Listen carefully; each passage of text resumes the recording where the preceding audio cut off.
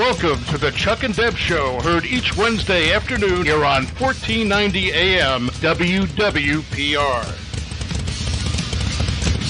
And now, here's Chuck and Deb.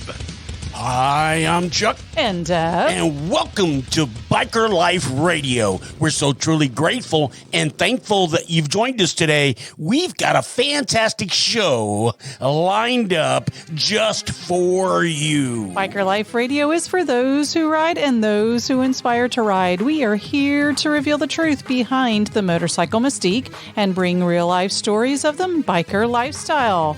All right, and we've got some sponsors we'd like to acknowledge today. Yes, today's show sponsor is Tony and Guy Hairdressing Academy out of Colorado Springs, Colorado, and Coeur d'Alene, Idaho. So if you are ready to crank up your engines, put your chins in the wind, knees in the breeze, and seats in the saddle, then let's get rolling. All right, sounds like a good plan here. Let's get it rolling. So, but I don't know if anybody happened to notice that's listening, but the introduction was a little bit different than maybe what you've heard in quite some time. Yes, it was. It was the Chuck and Deb Show, our original intro that we did a year ago.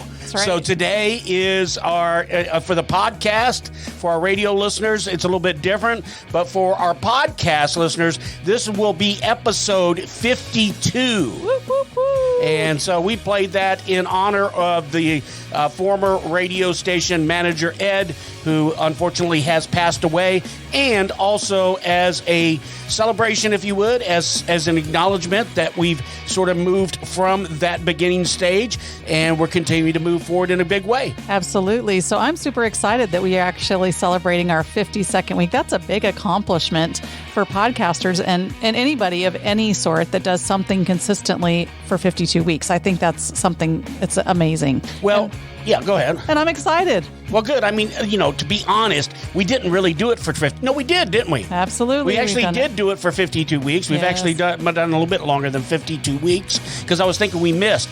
But it's actually the ones that we missed were 52. So I think there might have been one or two we did miss, Deb. Well, no, we did them, but the ones that we didn't catch up on the podcast are those that we didn't get recorded initially on the radio show. So we've been recording audio for over a year now. So that's for sure. Either way, we've been on the air for over a year now. Yes. We're now in the prime time slot, drive time at 5 p.m. So we've been bumped up, and we continue to have things get better and better for us. So we've got Dutch Van Alstin coming up right here, but we want you to stay tuned because we have a very, very special interview. We'd like you to meet someone, all right, in this interview. So let's kick it off with Dutch Van Alstin, the author of Demons Rising, the story of the Wayward Scout, book number 1 in the Life Behind Bars book series.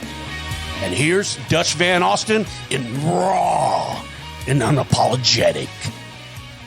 'Tis I, lover of motorcycles, eater of barbecue ribs, and all-around swell guy, speaking to you with my two usual co-hosts, and they are Eloquence and Grace.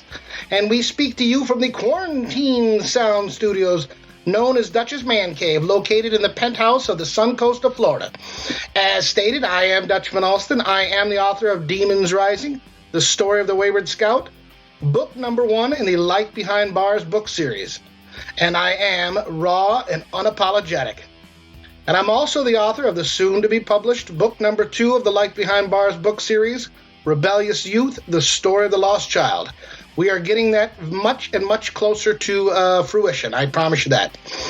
I also promise you I'm going to read a letter today. And I'm going to start with one today. No, not because you said something last week. No, just go and do your job, okay? Bubbles is getting a little bit more arrogant. I recently promoted her from junior assistant to senior junior assistant, and it appears to have gone to her head. But despite her taking credit, I'm going to start with a letter. Now, bear with me, okay? Bear as in B-E-A-R and not B-A-R-E. I assure you, I am fully clothed. An ascot? Yeah, that's not really part of the clothing ensemble anymore, if it ever was. No, that's not even close to the same. No, it isn't. Bubbles is trying to say a bandana and an ascot are the same. No, an ascot is some sort of weird scarf that alleged men wear inside an open shirt. No, that's not what a bandana does. No, because I've worn them on my neck. Yes, I agree. But also on my head. Also to cover my face. You don't do that with an ascot. Cover my face? Yeah, very funny. Now, that was just to keep the man from, photographing us. Yeah. Oh, my. Oh, radio. Expletive deleted. God, would you please stop? Yeah, I guess you can use an ascot for those things as well. For the same reason I say jeans instead of slacks. Okay? Oh, good. Okay, more Psych 101 analysis. Seriously, go take that amateur psychology crap and go troll Facebook. That's where people like that belong. Not here. Not with us adults. Just, you really start to annoy me, dear, okay? Turn and walk away, okay? I'm sorry. I do enjoy watching her walk away, though. Reminds me why I keep her here. Okay, as I was trying to say before Mr. Blackwell's protege butted in, I'm going to be multitasking, so if you hear some noises or pauses, please bear with me. I'm following my investments closely here through these really trying times, and I'm getting periodic updates on the internet, so I'm kind of... Oh, shitter. Okay, apparently my stock in Blockbuster is down to 3 cents a share. Okay, anyway, all right, the letter. Damn. It comes from Brenda, not Brenda, but Brenda Rose. And after reading her letter, I think it should be Brenda Rose from the dead. She didn't include her town, just the state. And again, after reading her letter, I'd say it's the state of confusion. But it's really New York. There's another piece of the puzzle. Brenda writes, or types, I have a question. For one thing, no need to announce that within the body of the question. The squiggly thing at the end of the sentence resembling a question mark denotes to the reader that this is, in fact, a question coming. All right? All right, here she says, how do you defend the avert? I think she meant overt with an O, but she wrote avert, but I'm sure she meant overt. Blah, blah, blah, blah. How do you defend the overt misogyny? Now, that word she spelled correctly. And that's because I have a feeling that word is one she writes often, like for term papers, even if it's on geology, reports for work, text to friends, Christmas cards, etc. Hold on. Oh, damn. My Polaroid stock just tanked as well. This is really a good day. Jeez Louise. I never thought that would happen. Anyway, Miss Rose, how do you defend the overt misogyny that occurs in so-called motorcycle clubs with men? I guess as opposed to the clubs that have a full penguin membership, I suppose. I mean, why she felt she needed to be gender specific is beyond me. And the example she gives is women are forbidden, and she underlined the word forbidden, to join an MC, but they can be their slaves. Unfortunately, that is the only example she gave me, so it's hard to speak to what she said. I think if something is overt, or avert, as she said, then examples would be plentiful and, easily included in this well-thought-out question of hers. There's no question to answer because you simply made a statement of conclusion cloaked in a question, and your conclusion is incorrect. Okay, you watch too much Gangland and you read too much by Andrea Dworkin. There is no... Hold on. Ah, crap. Now my stock in AMC Motors just bottomed out. I really thought the Pacer was going to make a comeback, but okay.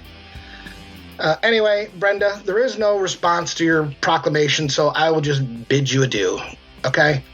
It's interesting, the limited scope people have. what am I trying to say here? Help me. In this so-called reasoning, I mean, let me give you a quick anecdote based in, what is that word? Avert?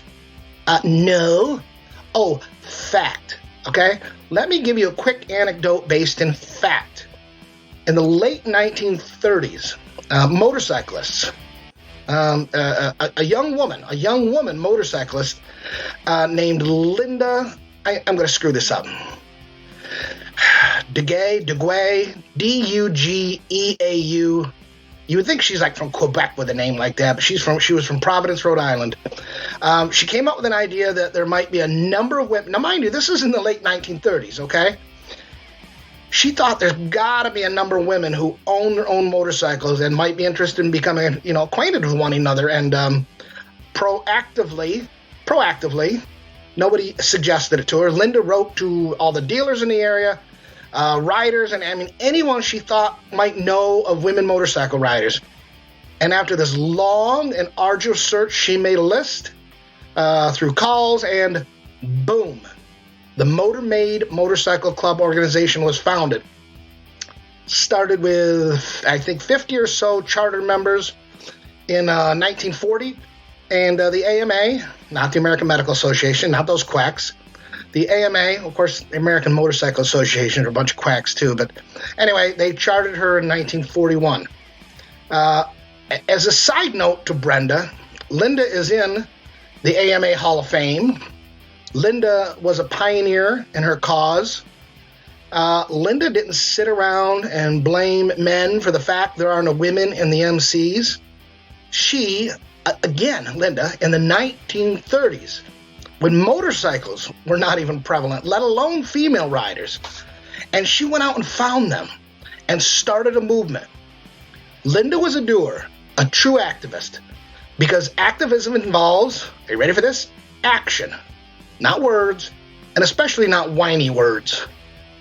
Somebody like Linda will always be remembered, and she won't end up a single mom of 3 kids and 30 cats, hating her life and pointing her finger at the world.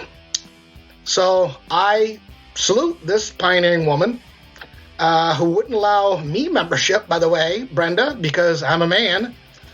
And I salute her and all the other women who throw their leg over that ride and just ride.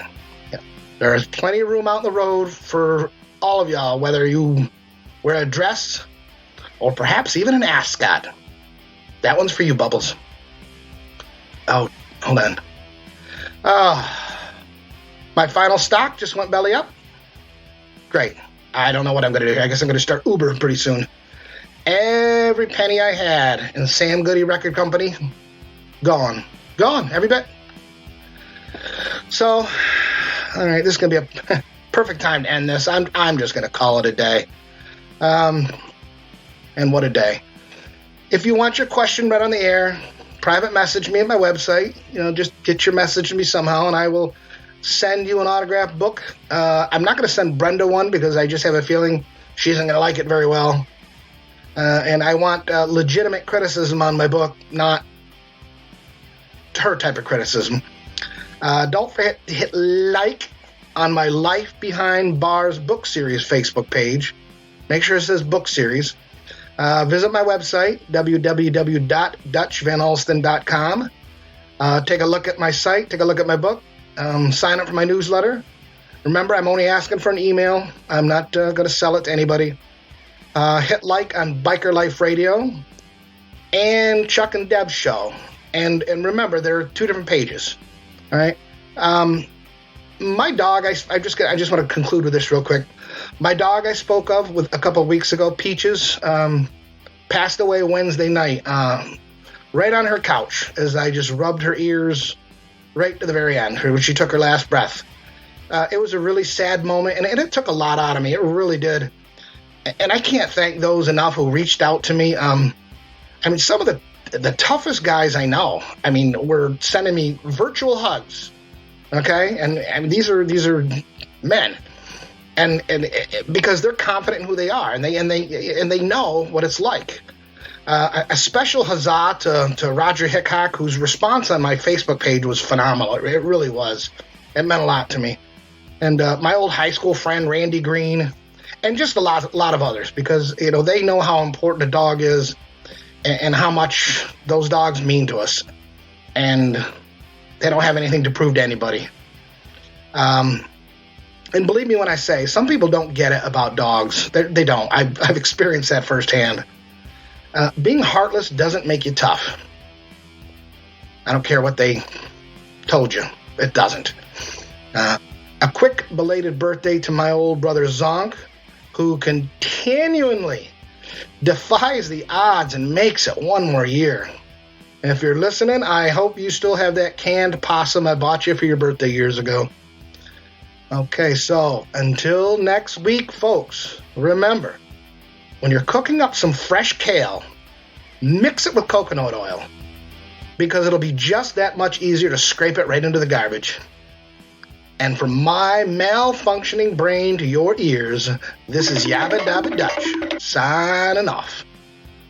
Hi, Writer Coach Deb here. Just wanted to take a quick minute and share with you something that I have found that is a phenomenal safety item that every rider that rides with a helmet will want to have for their own safety and protection on the road. It's called the InView Wireless Brake and Turn Signal Light. It's designed to attach to your helmet, as I mentioned, and it syncs up directly with your brake lights and turn signals so that the car drivers that just seem to miss the signals that we put on will now be able to see it because it's right at eye level on your helmet. They're designed with ultra bright LEDs. As I mentioned, it is programmable and it works in conjunction with your brake lights and turn signals from the motorcycle. It's very easy to install and simple to use. So if you would like to find out more and get information about the InView, be sure and visit chuckndebbshow.com/InView, and in the ordering process, put in coupon code BikerLife. Again, chuckndebbshow.com/InView, and utilize coupon code BikerLife to get a great discount on the InView. Well, I am so ramped up to actually be joining with a great gal, Michelle. Now, let me just a little bit about my backdrop, and then what I'll do is have Michelle share a little bit of her side of the story, because there really are two sides to the story. Now, I'm not sure how Michelle found us, but what I know is I went to my email, and I had this email in there from Michelle, and it was like, oh my goodness, that's super cool. And so we just started to converse over email, and she's a female writer, which makes it even more spectacular. And I found out that she's got a wealth of information and knowledge that I really believe our listeners, whether you're in northern country or above the border like she is, and again, she'll share a little bit more about herself in a moment, but I am so excited that she's joined us today to be part of the show, and we can talk a little bit about those Biker Life lady topics that we really don't cover when the guys are on. So, but I have asked the guys to join us too, because I'm sure that they will share a little bit of their side of things too. Now, is she the first lady writer person we've had on the show? I do believe she is the first. So all right. Well, congratulations, Michelle. Thank you so much. I'm delighted to be here. Well, wonderful. Just Delighted share a to have little. you. That's right. So just share with our listeners a little bit about your riding experience, kind of what you ride and things like that, and maybe tell where us you're about from. yourself. Yeah. I'm from British Columbia in Canada, which is pretty much as far from Florida as you can get on the continent, unless I went more northerly. So I started out basically as a backpack in 1994 when I was riding with a gentleman who then eventually became my husband. I had made a goal that to have my first bike and license by the time I was 35. I did manage to get one. It was a 500cc kickstart Suzuki, basically a dirt bike engine, and for the love of God, I could not get that sucker started. I was trying to do my test, and boyfriend was on the other side of the building, so I wouldn't be nervous. And he just sat there and cringed and died inwardly as he heard me trying to start the bike. And to say the least, I failed the test because I couldn't even get the bike to go. Oh. But I did manage to, then we had our first kid, and I took the Provincial Safety Council course, which I recommend taking any learning course for anybody that's going to start riding. They really are brilliant. They give you super good opportunities to try it out on a bike that's smaller, do group riding, do skills in a specified place. So you're not dealing with traffic or cars in the parking lot. Then second kid came along, and I gave up riding for 20 years. And that happened. My saying was,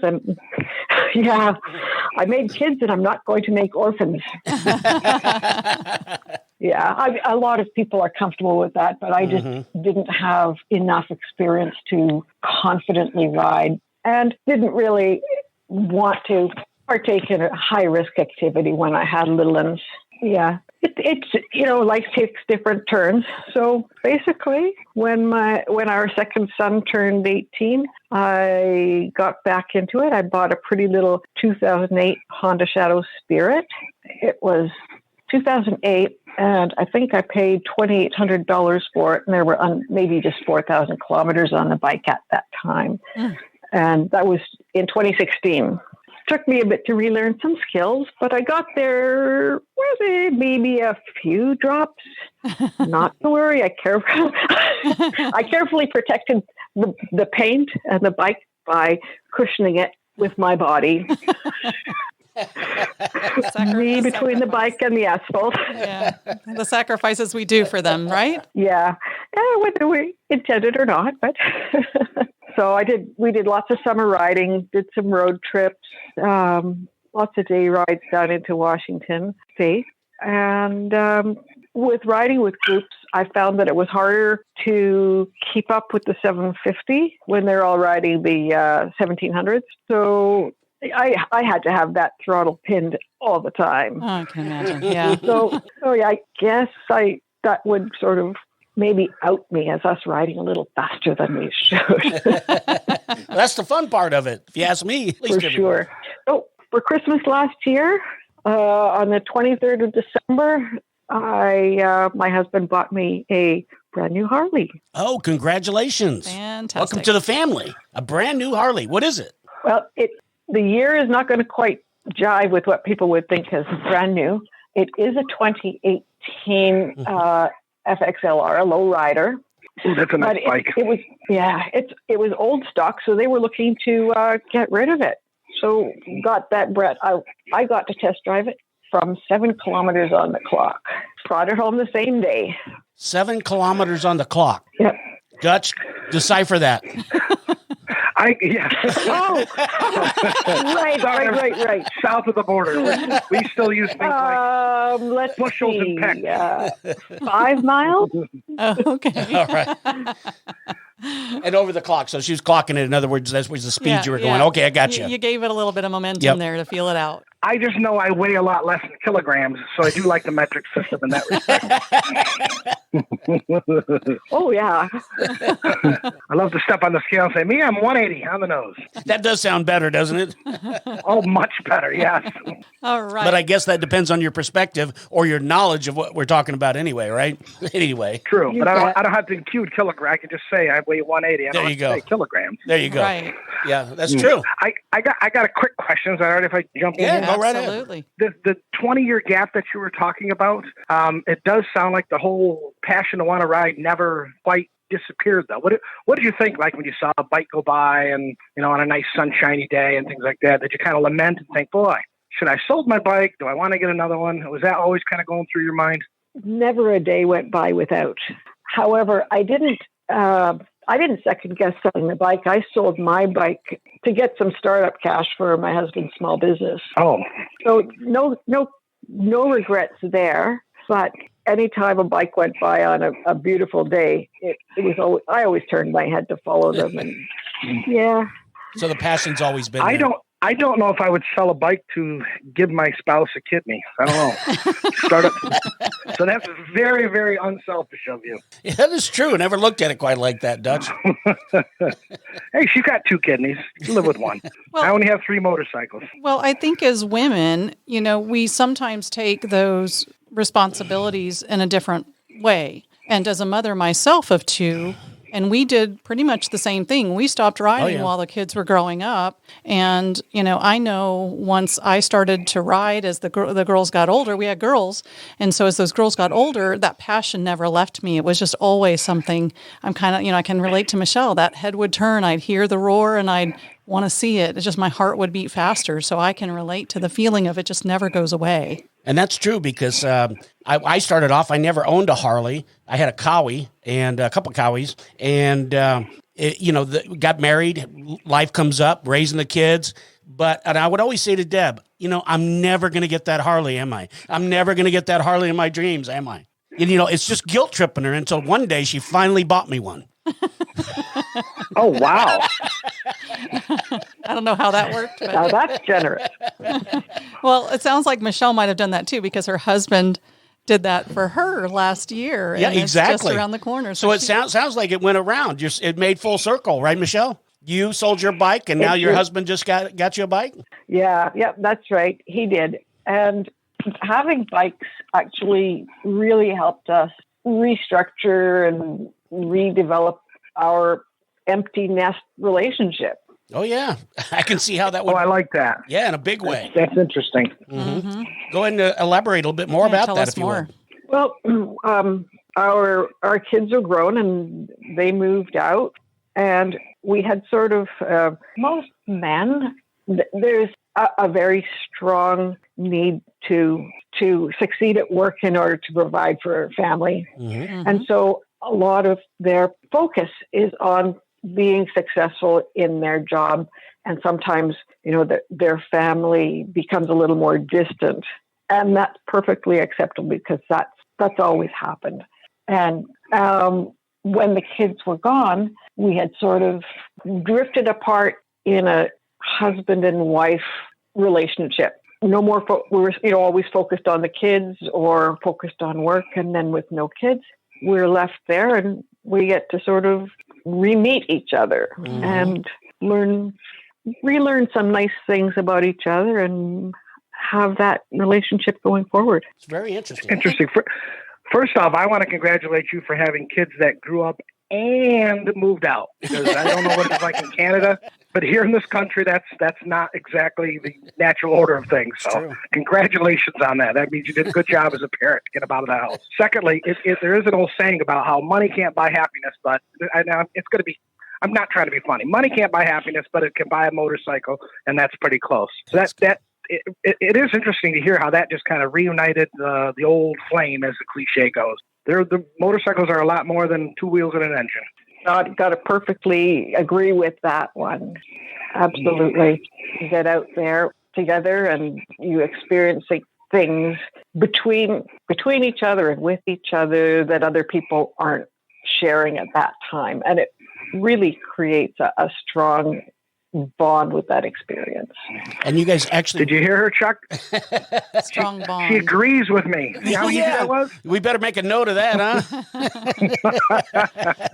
And, you guys ride together. So that actually brings that bond together. So you're both riding. I think that makes a world of difference. You got to do, you got to work together, right? You got to ride together. You got to know one another. It builds a lot of things between couples or any rider for that instance. If you got a partner that you're riding with, that kind of thing, it really helps out. And actually, I know with riding with Dutch, it's like a bond. Oh, absolutely. I've been extremely fortunate. He basically leads most of the rides that we do. And that's great because he's ridden more over the years than I have. And he is an excellent instructor and guide and ride leader because he's always aware of the other people who are riding with him and learning great skills. And later he will do sort of a debrief and he'll say, well, at that point you could have done such and such. So I'm always learning. And that's also been a great positive with our relationship. Yes. I know that we do that as well. I've been riding, don't want to say how old I am, but I've been riding closing in on a half a century. And I still, to this day, learn stuff from other people. So there's really, this is one of those processes where you never, until they drop me in the ground, which hopefully isn't anytime soon, I will always be learning to be a better rider. It's the truth. Right. And I think the benefit of having someone that you trust and that you care about and that you love give you that guidance and or observation from an outside perspective is a lot of what we do too when we ride is, what could I have done? A lot of times if I don't spot something, Chuck after the ride will say, did you see that car? Or did you see that signal? And we have the opportunity to sit and talk about it and educate one another. Well, I did, and this is why I did what I did, or this is what maybe was going through my head in that situation that, we now have the opportunity to sit and talk about so that we both become better riders and learn from that experience to move on. So one thing I want to talk about shifting gears is because, Michelle, when you talked about riding as a younger person and then your gap, it sounded like the riding you did and camping was a little bit of a different type of riding than what I would think on a Harley. But do you guys still partake in some of those camping activities and do some of what I would call more adventure type outings with motorcycling, or is it just simply the rides these days? Well, Deb, the camping bit is right off the table. We thank you, motels, because you get to park your bike right outside the door. You got it. Yes. Totally get that now. I love it. Go ahead, Dutch. I was going to say, I love nature, but I love it from my hotel room. That's a great way to say it. So let's get into... Totally. So, go ahead, Michelle. well, one of the things, pardon me, I was going to just add is now we also have, we're in a better financial position as older riders that we can afford to, go drop a few tanks worth of gas in a day or go to stay in a motel or go for a 5-day ride. There's nothing to it. It's financially accessible. Whereas when you're younger, those opportunities are fewer and further between. Especially when you're raising a family. Very well said. So, we're limited on our time, so I want to make sure that we definitely touch base on the excellent email that you sent over. Dutch got a copy of the email as well, and so we all had a chance to review it. And first of all, I want to say, I'm going to ask Dutch this. When I'm reading this, Michelle, to me, you're a fantastic writer. What would you say, Dutch? Oh, absolutely. Sounds like she got all the basic instincts that usually you're kind of born with. I mean, you don't really learn instincts. You learn skills, but you can't teach instincts. Mm-hmm. Yeah, and it's my way of not pronouncing what I'm saying correctly is the way she wrote her email, Dutch. Since you're the author, I was like, really, I'm reading this and I'm like, man, Dutch has got to like this because she writes really well. I think the word you're looking for is tone, the tone of something. There you go. Yes. I like that. Yeah. Good. Yep. So I really enjoyed the email. And one of the things that Michelle brought up in her email, and this is a topic that I've actually wanted to sort of discuss on the show for some time, because we've got two daughters. And it's about the sexy pics of women on motorcycle group sites that you brought up. You want to tell us a little bit about that, Michelle? Yeah, I joined a women Harley riders type of group the day I got my Harley. I had been avoiding all those until I qualified. But yeah, there are some people who posted, like they actually brought it to the group and mentioned, who finds these offensive and who just scrolls past and how do you all deal? And most of the women in the group just said, oh yeah, scroll past it. It's no big deal. And there was a lot of people who continued to express that they were offended. Now, I haven't been exposed to anything really, really hardcore to which I would be offended. I happen to think that seeing healthy, beautiful young bodies on a motorcycle is pretty damn fine. I would personally really like to look like that. But those days are past. Yeah. Yep. And I'm not going to work that hard to get there either myself. So I get it. But it is I would imagine, for the women riders, it is, and it can be a pretty, a really conflicting conversation to have because although I won't dress like that and I won't take those pictures personally, it's okay if you have it, flaunted or whatever they say, but there is kind of that catch-22. And I think from a women's perspective, is it degrading our bodies? And you can go down that whole conversation path, or is it just expressing and being comfortable in your own skin and who you are? A lot of the pictures with the girls at, say, Daytona or whatnot, the ones that are very scantily clad, leaning on a motorcycle or with their elbows on the seat and their rear end up in the air, whatnot, they're largely models. That's their job. Right. They're getting paid to do that. It doesn't represent real women. And I don't think it's degrading.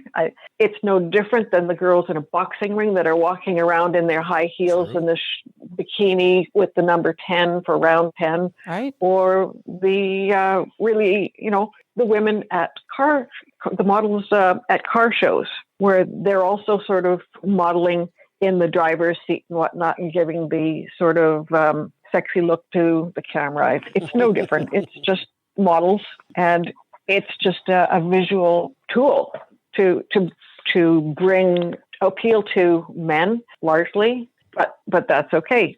The motorcycle community historically has always been very male oriented. Right. I don't find it. There are some pretty exciting photos of people like males or actors or celebrities where they're posed in sort of a more provocative, appealing way. No problem with that. I don't see the ladies complaining about those. Yeah, there you go.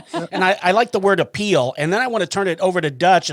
Well, the word you just used, posed, that one is the one where, to me, this is just my perspective, I think one of the sexiest things I've ever seen is a woman on a motorcycle, riding a motorcycle. When they're posed on that, it just kind of loses its luster. True. I like ones that can actually throw their leg over it, whether it be kick it over or start it, but pop that clutch and go and handle that with confidence and grace. That to me is just like gaga sexy, where I just start saying things like, duh.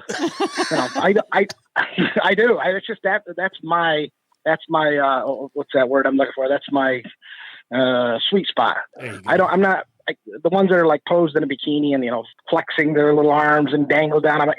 That's nice for a quick snapshot. But to me, that's not natural. That is what you just said, posed. I actually feel the same way. It really doesn't do anything for me. I mean, I might pause, take a quick look, but And you'll get a good poke in the ribs too. So, hey, buddy. No. And I think you both, kind of hit it right on the money, is because it is a pose designed to appeal, and it does appeal to some. But for me, it doesn't represent the true female biker. And, I think that's kind of what Michelle's saying. And I totally 100% agree. And so I'd like to take it. Dutch has been riding for a number of years. He's been involved with an MCs for years. And so Dutch, when you look at this as a historical point of view, and I know you're not the one being interviewed here, but I just want your take on this as far as motorcycles and women. How do they go together in your words? Well, it's changing a little over the years, but let me do my old man voice back in the day. But long time ago, I mean, women were kind of that whole seen but not heard type thing. And even some of the older clubs still kind of have that perspective. I used to date somebody who rode their own motorcycle, and I used to get a little bit of grief for that every now and then. And I always used to say, if you don't see what I see, then you guys are the ones that are wrong. So that women riders have kind of, in the last 15 years, I can remember once we were all out, and I still remember this one little kid looked up and said, "Oh my God, that's a girl." So it was like, he just was enthralled that, oh my God, there's a girl actually riding on the front of a motorcycle. Right. So I think it's evolving. There are now women motorcycle clubs and things like that, and they're taken a bit more seriously, as long as they're not artificial nonsense. But yeah, they're taken more seriously. Yeah. I like the part that Michelle put in her email. I'm not sure. She was talked about. I would weigh in with that. She said, I would rather watch 50 Shades, or I would rather that than 50 Shades of Grey. I thought that was funny. So I just want to hand it to you on that one, Michelle. I like that. That was a good line. Yeah, I got to say, Dutch, you're totally right in terms of seeing a woman on a motorcycle is riding on a motorcycle, and those pics with the women with their hands up and their knees in the air and blasting down the highway, looking totally fierce and beautiful. That's really the appealing photo. With their hair in the wind and totally a badass type of expression with a smile. Or a lot of them have that bit of a grin on the side because they know how hot they look. Testify, sister, testify. Yeah, you're totally right how women when I started riding with my husband, there were next to no. I knew one woman who rode a motorcycle. So there were next to no women riding. And now there's 6.7 million women Harley owners around the world, or in the States, or some such figure like that. They're totally embracing it. They're getting on. They're riding their own. I think you're right when you say, well, your girlfriend rode and people were giving you grief on that, as if, perhaps trying to diminish your masculinity. However, now, good luck. people are more inclined to say, she rides awesome. Right. Sure. Now they really look at that as a plus, that you ride with someone who rides her own too. Mm-hmm. Right. Yeah, so now that's a great segue into the next piece that Michelle was really talking about, is the motorcycling group is really all inclusive. And, I think all four of us probably come from a whole different perspective on riding. There are no barriers, the gender and sexuality, all of that kind of gets thrown out the door. And so share a little bit about some of what you've seen even in your local riding area that kind of brought that to light in the email to us. The inclusion aspect has changed over the years. When I went to an MC weekend barbecue a number of years back, it was suggested that if you didn't roll in on a Harley, you'd be walking out with your motorcycle parts in a box. But now I find that most events, you look around and most people don't wear colors at an event, but the riders are there. And the groups, you look around, there are old people, young people, there are people on around the world bikes, there are people on the big cruisers and baggers and so on, all ages, women who are teeny, women who are generously proportioned, men who are totally fit, and the other kind that, they're showing their years, and that's absolutely fine because they're showing their years and they're doing it on a bike. All bikes are in most of the charity rides, and God knows there are a lot of them. Every weekend, everybody shows up, and nobody's turning their nose up at anybody. It's all the idea is you're riding. Whatever you ride, you're welcome, because point is you are riding. Mm-hmm. 2 wheels. Hey, Chuck, what do you think you and I fit into that men that are totally in shape and then the other kind? Well, round is a shape, guys. I will say that. Yes, Deb, it is. Thank you for saving me on that one. So, I think that's a little bit different. Dutch, she said that at events, they're not necessarily representing their colors. Is that a little bit of a difference than what we see here? Because I know oftentimes they are wearing their colors, and, we're seeing what MCs are out there and all of that, especially at one of our most recent events. Well, it's going to be totally different. What type of event and all that kind of stuff. Yeah, the ones that represent their colors, yes, they are all on. At one time, it was considered American bikes because Indians were still on the road at that time. But it really is. You have to be in a Harley to be an MC, a legitimate MC, at least in this country. But as far as like riding groups and things of that nature, she's right. It shows no discrimination at all. You can have a Japanese bike, have an English bike. It doesn't matter. And as long as you're riding. Yep, 2 wheels or 2 wheels, 3 wheels or 2 wheels, whichever's works.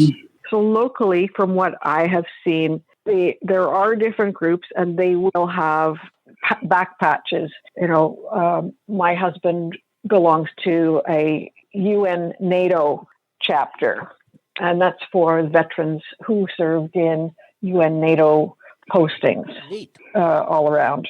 And they have a patch. They've got a top rocker. He used to have a bottom rocker too, and he was persuaded that shouldn't be on his vest. Good move. So he was allowed to go home and take it off as opposed to having it removed for him. But anyways, so there are veterans groups. There are people who will, their colors might be the kind of riding group they are, or a ladies only type of patch. Some of them are faith-based. Some of them wear the brand of their bike on their vest and whatnot. And then there are other groups like BACA, which is Bikers Against Child Abuse, where they will have a patch, and people who belong to that group, when they're doing one of their missions, they will ride with their BACA patch instead of a different color.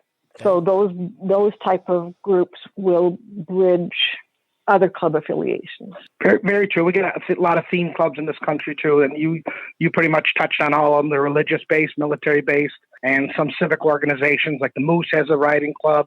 I believe the Elks have a riding club of some sort. So it's expanded and grown a lot over the decades. Mm-hmm. Sure has. Right. I think it's a great way that just. I think that the clubs are really, the idea of a club is just a way, or for a lot of people, just a way of networking, getting together with people who are like-minded, or you can go to another city and you can meet up with someone in a similar type of mind. There are some excellent groups out there, like the rescue groups in social media, where your bike is stolen or you've had a crash and need help, and it goes out on social media and you will get help, guaranteed. Doesn't matter who you are and where you are, you're going to get help. That's great. Chuck, don't you got a story for that one? That just happened here recently. It's not coming to mind right now, Dutch. I'm sorry.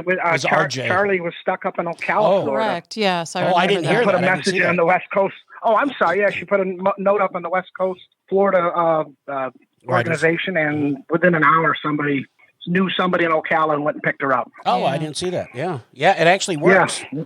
Right. So I love the fact when social media is kind of, and or people are using social media as a tool for good, because, there's so many other things that you could do out there, but it really has, I started in our local area, even become a place where you can shout out if you need help. And many people that are on that group will be out there to connect with you and offer their services of help too, and kind of just brings that community together. On that, I've noticed that members of the riding community are extremely generous and conscientious.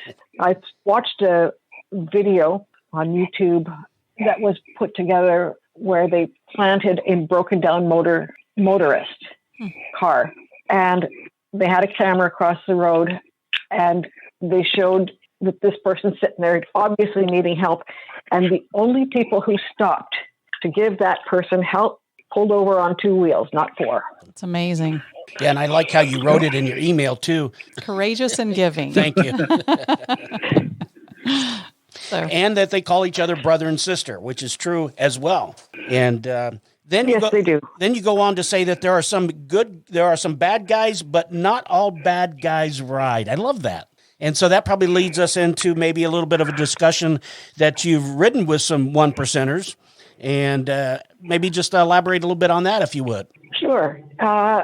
There are, with a lot of the groups around, there are one percenters or the farm teams, and they've got a different color, which is not immediately obvious with whom they are affiliated. They put on group rides or poker runs and whatnot.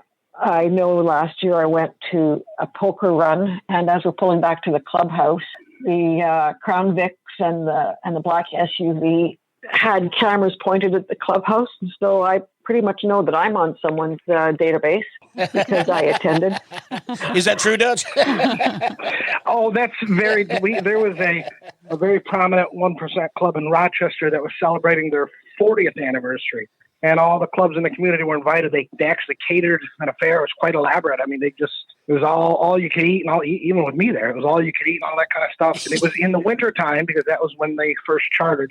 And as we were pulling in, there were, and I'm not exaggerating, 27 City of Rochester police cars within a half a block radius, and at least 2 vans that clearly we knew what they were, and just videotaping everything. And their clubhouse used to be on a dead-end street, so they pretty much just kind of took over the street and burning barrels and things like that and having fun. But there was, absolutely. They weren't even hiding it. They were all right there at the end of the road. Yeah, and I think we just kept waving to them.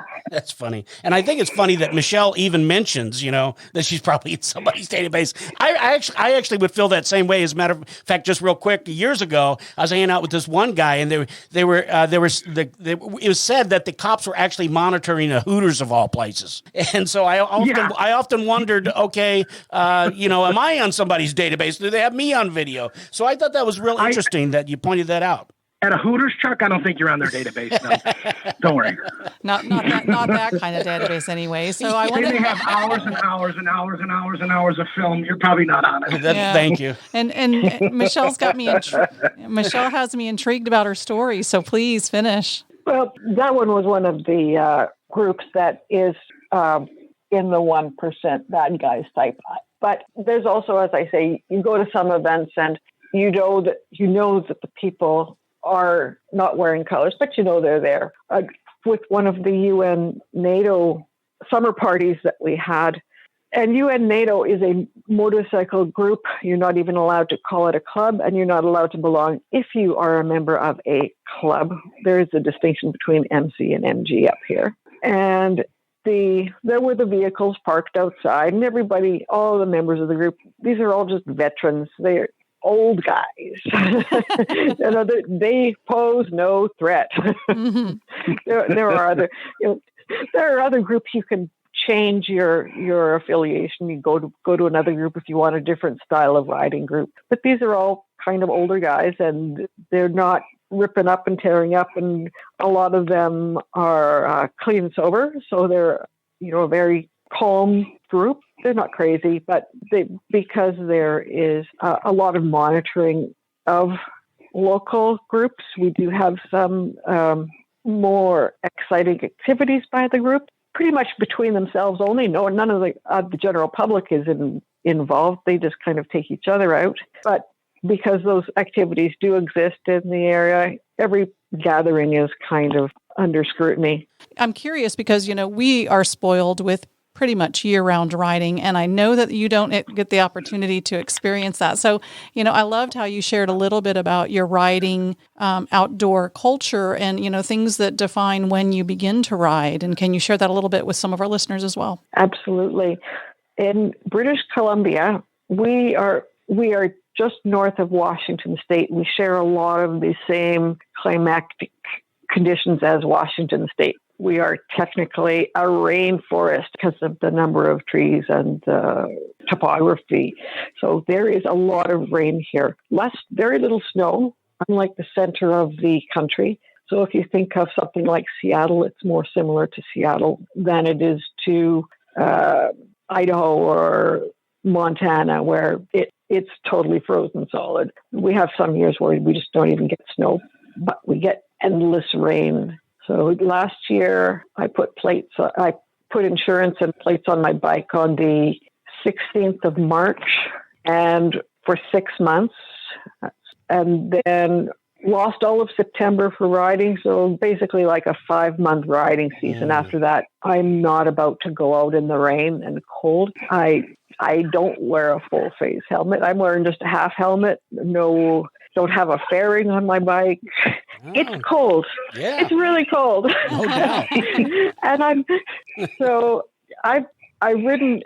went over to a 3-day sort of charity ride on the island, and it was flooding in the local area here. The rain was so bad, but we rode over anyway, and lots of people showed up for that at considerable distance and expense to the riders, but they were going to do that. So generally, I would say for me, a riding season is between 5 to 6 months. There are people on Vancouver Island, which is a little more controlled climate because of the ocean. It keeps it more moderated, and they take tremendous pride in riding 12 months of the year. Mm-hmm. They're riding, that's the BMW riding club. They're pretty proud of that. But sure. they've got all the electric gear and all the helmets, and they wear the bright yellow jackets and so on. Right. Just a different style of riding for sure. I can't imagine riding not 12 months a year anymore. Yeah. From being from Rochester, it was about 6 good healthy months, maybe 8 in total, but it was just a totally foreign concept now. I just can't imagine putting my bike up for the year. I don't even know what that sounds like. Yeah, we do get spoiled. I mean, it was one of the main reasons I moved here was so I could ride year round. And I know Michelle is looking forward to hopefully getting down to Texas and New Mexico, right, for the winter one of these times. So right, and as we obviously are always running low on time, so we want to just kind of end with that because I believe as riders we have to keep those visions and those goals and those dreams out there for things that are inspiring us to continue to keep riding. And so she did mention that the future she's hoping for a trip down to the Texas and New Mexico area. So please, if you've formulated that at all, share with our listeners and us a little bit about what your thoughts are as we wrap things up. Well, my husband and I are planning on going down. We were going to go down. Actually, we were going to think about going down this year, but other stuff happens, as it always does. We would like to maybe probably trailer the bikes down so that we've some alternate way of travel if required. It's a long ride to Texas from British Columbia, but it would be nice to go down for, say, 3 months. We would be able to go down with no visas or anything like that, sort of do the snowbird thing, head down in after Christmas and go spend January, February, March down someplace where we would get to ride every day. In Canada, or as Canadians, I can't just move to Florida, sadly, but true. Mm-hmm. We're due to nationality, we have to accept what we're given. So we will eventually make it down there one time. It will be absolutely a fine experience. I've never been to Texas. I've lived in California many, many years ago, and that was a blast. And I remember living in California, going along the coast highway, even then, before I was a rider, thinking, wow, this would be great to do on a bike. Now, that's one of those bucket list items I have not yet experienced myself. So I am with you. I think that would be a phenomenal ride, and just can't wait for us to share all of those riding experiences together. So, thank you so much for being on with us today. We are so grateful that you took time out of your busy schedule to join us and share us a little bit about the other side of life as a female rider, and give us an opportunity for all of us to really talk about some of those things I think that we have out there in the riding world, but we don't necessarily always take the chance to sit and talk about it. And thank you so much for being with us. Thanks for being with us, Michelle. And also thanks for being a listener. We really appreciate you. And you've got some great suggestions, questions that we didn't get to that were in the email. So we'll bring those up in future shows. So again, thank you so much. It's a pleasure meeting you. Who knows? Maybe one day we'll see each other on the road. Dutch? You bet, Michelle. It was great talking to you. I love the perspective that you brought to today. So what do you got planned for the rest of the day, Michelle? Not too much. I think I'm going to go and stare at my bike in the garage, listen to the battery tender hum. That's so sad. I don't even like to hear that. I know. Hear the hum of the battery tender. Oh, my goodness. That was good. I love it. We feel for you. I am going to steal that one. I am, being the humble Canadian always, I'm honored. I'm honored that you guys thought to invite me, and generally delighted to have had the chance to speak with you all and connect with riders from a different part of the world and with different experiences in history. Well, wasn't that pretty darn neat? Thank you, Michelle. That was super cool. Thanks so much, Michelle, for joining us and being great. Part of the show. We love that. And she's a lady writer. That's super cool, too. Yeah, and that was just amazing. She did such a great job, Deb. I know. I mean, for being on the radio the first time. She was like a natural, wasn't she? She was. She was a perfection, all in the making, and I loved having her on. So we'll do it again, talk more about ladies stuff.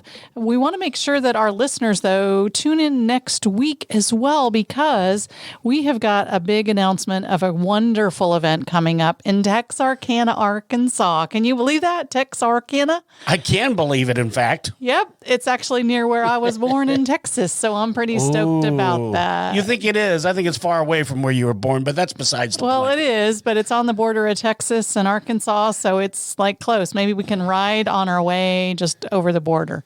Yeah, and we can ride, no problem. Absolutely. I'm excited. I'm pretty stoked. It's going to be a great event, though, and it's all about the children. And it's in May. It is, the end of May. And we might have something special by May. We don't know. We're not sure, yes. But anyway, we don't want to go too far off track here. But yeah, it's going to be a great event. It's going to benefit St. Jude. St. Jude's a hospital, right, which is all about cancer research for children. So it is about the children. It's all about helping out the children, having a good time. And that's what us bikers do. That's part of the series that we have, Bikers Doing Good. And that's going to be with Neil next week. It's a show you don't want to miss, actually. You're going to love Neil. I'll tell you that right now. Yep. He is a hootenanny. And, of course, he talks, I got to talk like that because I'm from Texas. I was born in Texas, but I'm not from Texas. So okay. he doesn't like you now, I don't think. No, I think he's my bud. So anyway, be sure to follow us on Biker Life Radio on Facebook, as well as bikerlifepodcast.com to catch all of the shows that you may have possibly missed. And be sure to like and subscribe so you never miss another one in the future.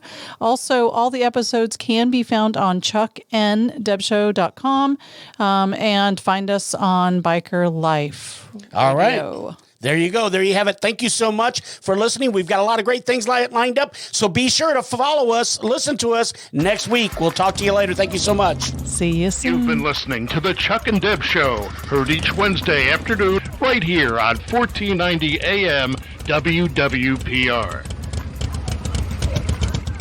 We thank you for listening, and we invite you to join us next week.